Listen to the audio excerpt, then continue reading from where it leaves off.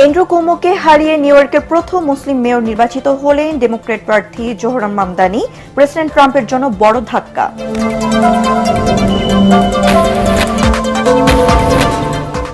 আগামী নির্বাচনে আওয়ামী লীগের অংশ নেওয়ার সুযোগ নেই সিলেটে জামায়াতের আমির। জুলাই সনদের আইনি ভিত্তির জন্যই আগে গণভোট দাবি।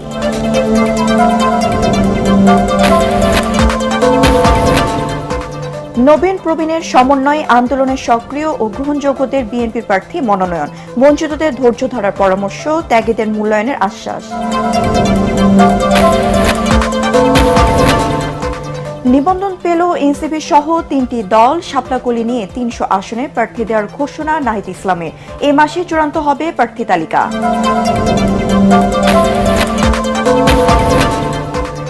এবং নির্বাচনে পুলিশকে নিরপেক্ষভাবে দায়িত্ব পালনের নির্দেশ সরকারের। কেউ পক্ষ নিলে আইনি ব্যবস্থা। ম্যাজিস্ট্রেসি ক্ষমতা থাকবে সেনাবাহিনীর। শুনছিলেন বিআরবি কেবল সংবাদ শিরোনাম, এবার জানিয়ে দেব বিস্তৃত সংবাদ। নিউ ইয়র্কের মেয়র নির্বাচনে জিতে নতুন ইতিহাস করলেন ডেমোক্র্যাট প্রার্থী জোহরান মামদানি। বেসরকারি ফলাফলে এন্ড্রু কুমোকে হারিয়ে বিজয়ী হয়েছেন তিনি। এর মধ্য দিয়ে প্রথম মুসলিম মেয়র হতে পেরেছে নিউ ইয়র্কবাসী। বার্তা সংস্থা এপি জানিয়েছে, নিউ ইয়র্ক সিটির মেয়র নির্বাচনে জোহরান মামদানি স্বতন্ত্র প্রার্থী এন্ড্রু কুমোকে পরাজিত করেছেন। প্রেসিডেন্ট ডোনাল্ড ট্রাম্পের মতো কঠোর ডানপন্থী নেতার শাসনামলে একজন মুসলিমের নিউ ইয়র্ক সিটি নির্বাচনে জয়ী হওয়ার ঘটনা আমেরিকার রাজনীতিতে নতুন মাত্রা। আরো জানাচ্ছেন জাহিদুল আলম। নিউ ইয়র্ক সিটির 111তম মেয়র নির্বাচিত হয়েছেন ডেমোক্রেটিক পার্টির প্রার্থী জোহরান মামদানি। স্থানীয় সময় মঙ্গলবার অনুষ্ঠিত ভোটে সাবেক গভর্নর ও স্বতন্ত্র প্রার্থী অ্যান্ড্রু কুমো এবং রিপাবলিকান প্রার্থী কার্টিস স্লিওয়াকে পরাজিত করেন তিনি। এই জয়ের মধ্যে দিয়ে প্রথম মুসলিম মেয়র পেল যুক্তরাষ্ট্রের সবচেয়ে প্রভাবশালী এই নগরী। মূলত জীবনযাত্রার ব্যয় কমানো এবং তরুণদের সুযোগ বাড়ানোর প্রতিশ্রুতি দিয়ে দারুণ সাড়া পান তিনি। শহরে বসবাসরত বিভিন্ন দেশের নাগরিক ও নতুন অভিবাসীদের সুযোগ সুবিধা দেওয়ার প্রতিশ্রুতিও দেন তিনি। আর তাই তো ট্রাম্প প্রশাসনের স্রোতের বিপরীতে গিয়েও বাজিমাত করেন এই মুসলিম যুবা। The MAGA movement's embrace of Andrew Cuomo is reflective of Donald Trump's understanding that this would be the best mayor for him. শহরের নির্বাচন কমিশন জানায়, স্থানীয় সময় সন্ধ্যা 6টা পর্যন্ত ভোট দিয়েছেন প্রায় 17 লাখ মানুষ, যা গত 30 বছরের মধ্যে সর্বোচ্চ ভোটার উপস্থিতি। এদিকে এই নির্বাচনে মোট আগাম ভোট পড়েছে 7,35,000-এর বেশি, যা প্রেসিডেন্ট নির্বাচন ছাড়া নিউ ইয়র্কে সর্বোচ্চ। প্রভাবশালী এই নগরীর নেতৃত্ব ও রূপকল্পে নতুন নাম জোহরান মামদানি। নিউ ইয়র্কের অর্থনীতি ও জনজীবনে তার নেতৃত্ব কতটা পরিবর্তন আনবে, দৃষ্টি এখন সেদিকেই। জাহিদুল আলম, এটিএন বাংলা।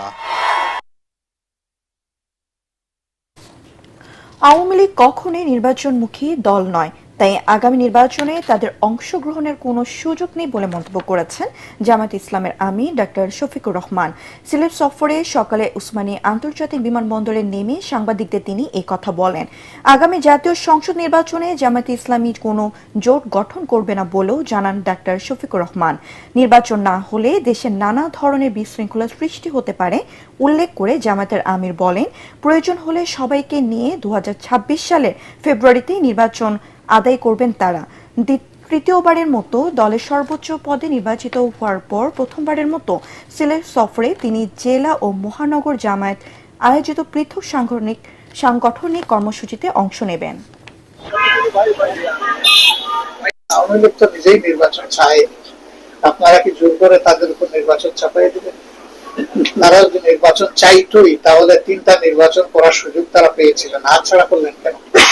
তারা তো নির্বাচনে বিশ্বাসী কথা প্রমাণ করতে পারেননি। গণভোট আগে না হলে কিসের ভিত্তিতে সাধারণ নির্বাচনটা হবে?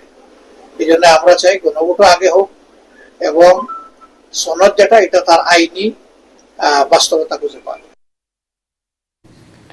নবীন প্রবীণের সমন্বয়, আন্দোলন সংগ্রামের সক্রিয় ভূমিকা, এলাকা গ্রহণযোগ্যতা সহ নানা মানদণ্ড বিচার এবং কয়েক ধাপে জরিপের মাধ্যমে প্রার্থী চূড়ান্ত করা হয়েছে বলে জানিয়েছেন বিএনপির নীতি নির্ধারকরা। যোগ্যতা থাকার পরও যারা মনোনয়ন বঞ্চিত হয়েছেন তাদের ধৈর্য ধরার পরামর্শ দিয়ে তারা বলেন ত্যাগীদের নানাভাবে মূল্যায়ন করা হবে, তবে মনোনয়ন না পাওয়ার অজুহাতে বিশৃঙ্খলা করলে তাদের বিরুদ্ধে বিএনপি কঠোর হবে বলেও সতর্ক করেছেন দলটির নেতারা। মইনুল আহসান জানাচ্ছেন বিস্তারিত। জাতীয় সংসদের ৩০০ আসনের মধ্যে ২৩৭টিতে সম্ভাব্য প্রার্থীর নাম ঘোষণা করে আনুষ্ঠানিকভাবে ত্রয়োদশ জাতীয় সংসদ নির্বাচনের পথে যাত্রা শুরু করেছে বিএনপি। দেশের সবচেয়ে বড় রাজনৈতিক দলের প্রার্থী তালিকা নিয়ে বিএনপির অভ্যন্তরে প্রতিদ্বন্দ্বী সহ রাজনৈতিক মহলে চলছে নানা বিশ্লেষণ, আলোচনা। দলীয় প্রধান বেগম খালেদা জিয়ার ৩টি আসনে প্রতিদ্বন্দ্বিতার ঘোষণা, প্রথমবারের মতো ভারপ্রাপ্ত চেয়ারম্যান তারেক রহমানের জাতীয় নির্বাচনে প্রার্থী হওয়ার খবরে উৎফুল্ল সারা দেশের বিএনপি নেতাকর্মীরা। মনোনয়নের তালিকায় প্রায় ১০০ আসনে নতুন মুখ, আছেন প্রবীণ পরীক্ষিতরাও। তবে সম্ভাব্য প্রার্থী তালিকায় নাম না থাকায় কয়েকটি স্থানে মনোনয়ন বঞ্চিতদের অনুসারীদের বিক্ষোভের দিকেও সতর্ক দৃষ্টি রাখছে বিএনপির হাইকমান্ড। তাৎক্ষণিক প্রতিক্রিয়া হয়ে থাকে, পরবর্তীতে তারা বুঝতে পারে যেটা হয়তো সঠিক হয়নি। অনেক সময় যিনি প্রার্থী পাননি তার কোনো হয়তো জানাও নাই, কিছু অতি উৎসাহী লোকজন এগুলো রাস্তাঘাটে চলে আসে এবং একটু বিশৃঙ্খল হওয়ার চেষ্টা করে। একজনকে তো নমিনেশন দিতেই হবে, তাই না? সবাইকে তো একাধিক ব্যক্তিগত নমিনেশনের সুযোগ নেই, তো এটা তো মেনে নিতে হবে। প্রার্থী তালিকায় সেলিমা রহমান, রুহুল কবির রিজভী, হাবিবুন নবী খান সোহেল, শামসুজ্জামান দুদু, ডক্টর আসাদুজ্জামান রিপন, মোয়াজ্জেম হোসেন আলাল, সুলতান সালাউদ্দিন টুকুর মতো হেভিওয়েট নেতাদের নাম না থাকা নিয়েও চলছে নানা আলোচনা। একই আসনে একাধিক যোগ্য প্রার্থী থাকায় যারা মনোনয়ন পাবেন না তাদের অবদানের স্বীকৃতি দেওয়ার কথাও জানালেন বিএনপির দুই নীতি নির্ধারক। নতুন পুরনো মিলে একটি আমার মনে হয় যে মনোনয়নটা হয়েছে, একটা সুন্দর মনোনয়ন হয়েছে। এটা তো একটা কঠিন সিদ্ধান্ত। এখানে আমাদের অনেক নিবেদিত প্রাণ নেতা কর্মী আছে যারা অনেক স্যাক্রিফাইস করেছে, ত্যাগ স্বীকার করেছে, কিন্তু নমিনেশন তো একজনকে দেওয়া সম্ভব। সুতরাং তাদের হয়তো কিছু মনোকষ্ট থাকতে পারে, থাকবে, কিন্তু দিনের শেষে তো সবাই ঐক্যবদ্ধভাবে কাজ করে। এটা তো আমরা প্রতিটি নির্বাচনে দেখি। যে কোনো মূল্যে দলের বিজয় নিশ্চিত করতে সবাইকে এক হয়ে কাজ করার বার্তাও দেন তারা। নির্বাচনী কার্যক্রমটা আরো ত্বরান্বিত হচ্ছে এবং নেতাকর্মীরা চাঙ্গা হচ্ছে, এলাকায় নির্বাচনী কার্যক্রম আরো জোরদার হচ্ছে।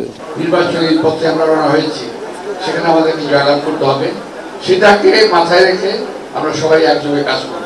আমির খসরু জানালেন খুব দ্রুতই জোট ও সমমনাদের কয়েকটি আসনে ছাড় দিয়ে চূড়ান্ত করা হবে ৩০০ আসনের মনোনয়ন। হিসাব কিতাবের মইনুল আহসান, এটিএন বাংলা, ঢাকা। লাভ নেই। বাংলাদেশ জাতীয়তাবাদী দল বিএনপিতে যোগ দিলেন জুলাই অভ্যুত্থানে শহীদ মীর মুগ্ধর ভাই মীর মাহবুবুর রহমান স্নিগ্ধ। তিনি জুলাই গণ অভ্যুত্থানে শহীদ মীর মাহফুজুর রহমান মুগ্ধর যমজ ভাই। রাতে গুলশানে বিএনপি চেয়ারপারসনের কার্যালয়ে গিয়ে আনুষ্ঠানিকভাবে বিএনপির সদস্য পদ নেন জুলাই স্মৃতি ফাউন্ডেশনের সাবেক এই প্রধান নির্বাহী কর্মকর্তা। বিএনপি মহাসচিব মির্জা ফখরুল ইসলাম আলমগীরের সঙ্গে দেখা করে দলের নতুন সদস্য হয়েছেন। এ সময় স্নিগ্ধের বাবা মুস্তাফিজুর রহমানও উপস্থিত ছিলেন। এছাড়া বিএনপির স্থায়ী কমিটির সদস্য নজরুল ইসলাম খান, আমির খসরু মাহমুদ চৌধুরী এবং ঢাকা মহানগর উত্তর বিএনপির আহ্বায়ক আমিনুল হক উপস্থিত ছিলেন। জুলাই অভ্যুত্থানের আওয়ামী লীগ সরকারের পতনের পর গত বছর সেপ্টেম্বরে জুলাই শহীদ স্মৃতি ফাউন্ডেশন গঠন করা হয়। সে সময় ফাউন্ডেশনের সাধারণ সম্পাদক করা হয়েছিল স্নিগ্ধকে। পরে তিনি ফাউন্ডেশনের প্রধান নির্বাহী কর্মকর্তা হন। গত ৮ মে এই পদ থেকে সরে দাঁড়ান। মীর মাহবুবুর রহমান স্নিগ্ধ বর্তমানে বাংলাদেশ স্কাউটসের উপ প্রধান জাতীয় কমিশনারের দায়িত্বে আছেন। এনসিপি সহ ৩টি দলকে নিবন্ধন দিচ্ছে নির্বাচন কমিশন। বাকি দুটি দল হল আম জনগণ পার্টি ও মার্ক্সবাদী সমাজতান্ত্রিক দল। নির্বাচন কমিশন সচিব আক্তার আহমেদ জানিয়েছেন, ৩টিতে দলকে নিবন্ধন দেওয়ার বিষয়ে দাবি আপত্তি চেয়ে বুধবার বিজ্ঞপ্তি জারি করা হবে।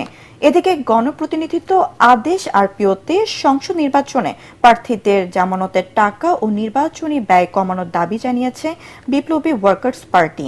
বিস্তারিত জানাচ্ছেন ইকরামুল হক সায়েম। বর্তমানে নির্বাচন কমিশনের নিবন্ধিত দল ৫৩টি, স্থগিত হয়েছে আওয়ামী লীগের নিবন্ধন। ত্রয়োদশ জাতীয় সংসদ নির্বাচনকে কেন্দ্র করে দল নিবন্ধনের জন্য ১৪৩টি আবেদন পড়েছিল ইসিতে। কয়েক ধাপে যাচাই বাছাই করে ৩টি দলকে নিবন্ধনের জন্য চূড়ান্ত করেছে কমিশন।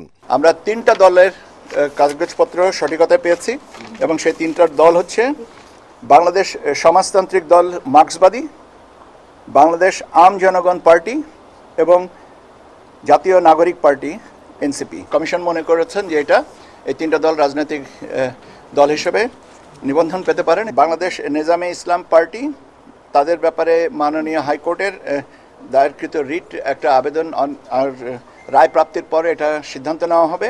নাহিদ ইসলামের নেতৃত্বাধীন এনসিপি পাচ্ছে শাপলা কলি প্রতীক, রফিকুল আমিনের নেতৃত্বাধীন আম জনগণ পার্টির প্রতীক হ্যান্ডশেক আর মার্ক্সবাদী সমাজতান্ত্রিক দলের প্রতীক কাচি। এই ৩ দলের নিবন্ধনের বিষয়ে দাবি আপত্তি আহ্বান করে বুধবার পত্রিকায় বিজ্ঞপ্তি দেওয়া হবে। ১২ তারিখের ভিতরে আমরা এই অভিমতগুলোর সময়সীমা, জনসাধারণের সময়সীমা নির্ধারণ করে দিচ্ছি এবং এই নির্ধারিত সময়সীমার মধ্যে যে তথ্য পাওয়া যাবে সেটা পর্যালোচনা করে চূড়ান্ত সিদ্ধান্ত নেওয়া হবে। এদিকে প্রধান নির্বাচন কমিশনার এএমএম নাসির উদ্দিনের সাথে বৈঠক করেছে বিপ্লবী ওয়ার্কার্স পার্টি। সাক্ষাৎ শেষে দলের সাধারণ সম্পাদক সাইফুল হক বলেন, আরপিও চূড়ান্ত করার আগে রাজনৈতিক দলগুলোর সঙ্গে আলোচনার প্রয়োজন ছিল।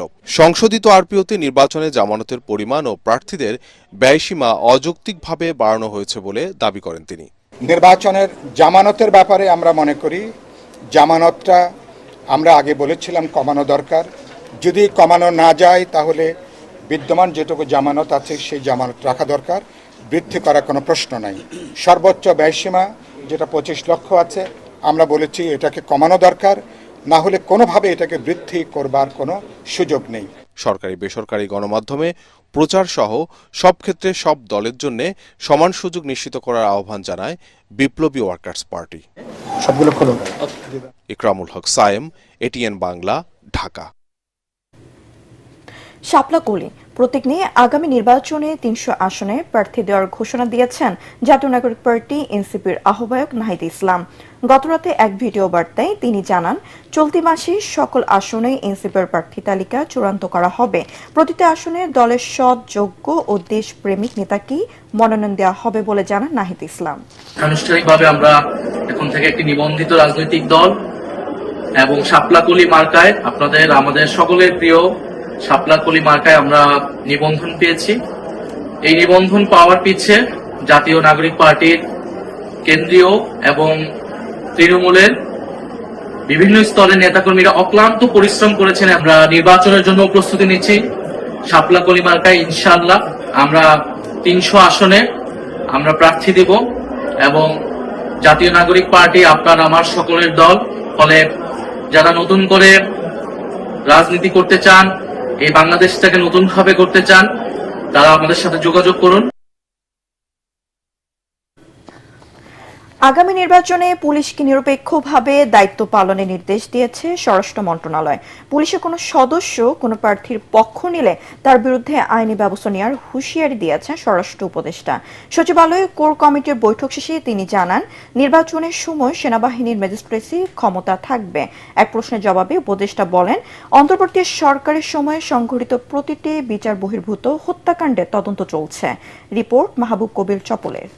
বাংলাদেশ জাতীয়তাবাদী দলের পক্ষ থেকে বিএনপির সম্ভাব্য প্রার্থীদের নাম ঘোষণার পরে ফেসবুকে পাবনা ৩ আসন নিয়ে রাজনৈতিক ইঙ্গিতপূর্ণ পোস্ট দেন উত্তরা পূর্ব থানার ওসি মোহাম্মদ মোস্তফা। ওসির ওই পোস্ট ঘিরে শুরু হয় সমালোচনা। এ অবস্থায় আগামী নির্বাচনে পুলিশ নিরপেক্ষ ভূমিকা পালন করবে কিনা তা নিয়েও সংশয় জানান কেউ কেউ। পুলিশের স্বচ্ছতা এবং পুলিশের কাজের নির্বাচনের দায়িত্ব পালনের জন্য পুলিশ সদস্যদের ট্রেনিং চলছে। ১.৫ লাখ সদস্য দায়িত্ব পালন করবেন। তাদেরকেও পক্ষপাতিত্ব করলে আইনি ব্যবস্থা নেওয়া হবে বলে সতর্ক করলেন স্বরাষ্ট্র উপদেষ্টা। পুলিশের প্রতি আমার নির্দেশনা, ইলেকশনটা হইতে হবে ফ্রি, ফেয়ার, ক্রেডিবল এবং উৎসবমুখর।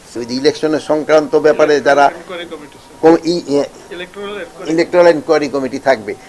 কারো কোনো ধরনের এরকম নেগলিজেন্স থাকলে সাথে সাথে তার আইনি আওতায় নেওয়া আসা হবে। উপদেষ্টা আদিলুর রহমানের মানবাধিকার প্রতিষ্ঠান অধিকার বলছে, অন্তর্বর্তী সরকারের 14 মাসে বিচার বহির্ভূত হত্যাকাণ্ড হয়েছে 40টি। পুলিশ, সেনা সদস্য ও যৌথ বাহিনীর হাতে তাদের মৃত্যু হয়েছে। এছাড়া মব সন্ত্রাসের শিকার হয়ে মারা গেছেন 153 জন, আর রাজনৈতিক সহিংসতায় প্রাণ হারিয়েছেন 281 জন। এই সরকারের সময় কেন বিচার বহির্ভূত হত্যাকাণ্ড ঘটছে এমন প্রশ্নে স্বরাষ্ট্র উপদেষ্টা বলেন, প্রতিটি ঘটনারই তদন্ত করছে সরকার। নিরাপত্তা বাহিনী বা যে কোনো বাহিনীর বা যে সিভিলের যার কাজ মাধ্যমে কোনো হত্যাকাণ্ড হোক না কেন, ওটা প্রত্যেকটাই আইনের আওতায় এবং আইনের মাধ্যমে ওইটার ফয়সালা করা হবে। তিনি জানান, শিগগিরই পুলিশ কমিশন গঠন করা হবে। পালিয়ে থাকা কর্মকর্তাদের ক্রিমিনাল উল্লেখ করে তাদের দেশে ফিরিয়ে আনার কথাও জানান জাহাঙ্গীর আলম চৌধুরী। দে আর অল ক্রিমিনাল, তাদের আমরা যে কোনো সময় পাইলেই নিয়ে আসবো। প্লাস তাদের সাথে আমাদের একটা এক্সট্রাডিশন ট্রিটি আছে, আমরা চেষ্টা করতেছি তারা আনার জন্য। উপদেষ্টা বলেন, ভোটের সময়ও ম্যাজিস্ট্রেসি ক্ষমতা থাকবে সেনাবাহিনীর। সেনাবাহিনী তো ম্যাজিস্ট্রেট পাওয়ার এখনই আছে, তো নির্বাচন বন্ধ হবে কেন? মাহবুব কবির, চপল, ATN বাংলা, ঢাকা।